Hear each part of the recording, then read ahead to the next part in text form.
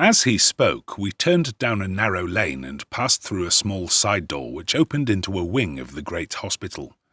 It was familiar ground to me, and I needed no guiding as we ascended the bleak stone staircase and made our way down the long corridor, with its vista of whitewashed wall and dun-coloured doors. Near the further end, a low-arched passage branched away from it and led to the chemical laboratory. This was a lofty chamber, lined and littered with countless bottles. Broad, low tables were scattered about, which bristled with retorts, test tubes, and little Bunsen lamps with their blue flickering flames. There was only one student in the room, who was bending over a distant table absorbed in his work. At the sound of our steps, he glanced round and sprang to his feet with a cry of pleasure. "I found it! I found it!"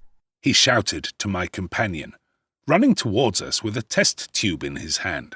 "I have found a reagent which is precipitated by hemoglobin and by nothing else." Had he discovered a gold mine, greater delight could not have shone upon his features. "Dr. Watson, Mr. Sherlock Holmes," said Stamford, introducing us. "How are you?" he said cordially, gripping my hand with a strength for which I should hardly have given him credit. "You have been in Afghanistan, I perceive." "How on earth did you know that?" I asked in astonishment. "Never mind," said he, chuckling to himself. "The question now is about hemoglobin. No doubt you see the significance of this discovery of mine?" "It is interesting chemically, no doubt," I answered. "But practically—" "Why, man, it is the most practical medico-legal discovery for years. Don't you see that it gives us an infallible test for blood stains? Come over here now." He seized me by the coat sleeve in his eagerness and drew me over to the table at which he had been working. "Let us have some fresh blood," he said, digging a long bodkin into his finger and drawing off the resulting drop of blood in a chemical pipette. "Now, I add this small quantity of blood to a litre of water. You perceive that the resulting mixture has the appearance of pure water. The proportion of blood cannot be more than 1 in a million.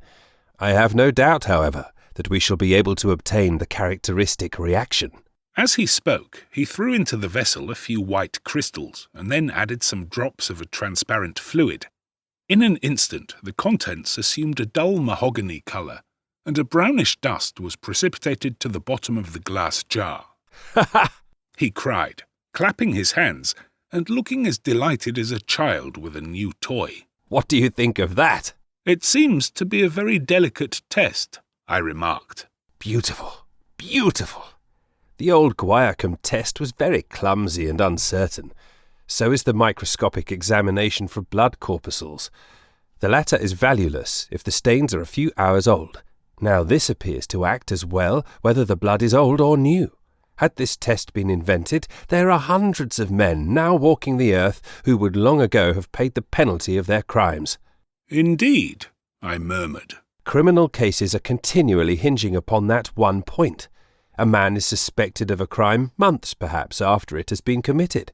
His linen or clothes are examined, and brownish stains discovered upon them.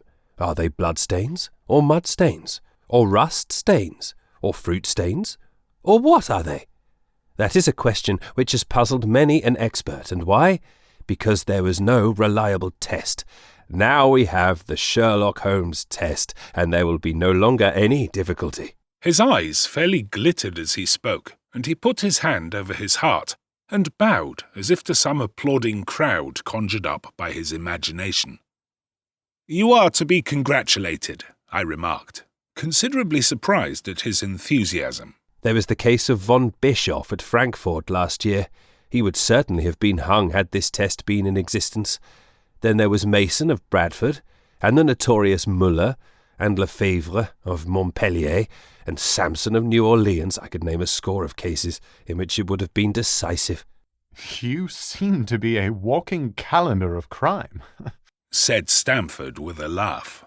"You might start a paper on those lines. Call it Police News of the Past." "Very interesting reading it might be made, too," remarked Sherlock Holmes, sticking a small piece of plaster over the prick on his finger.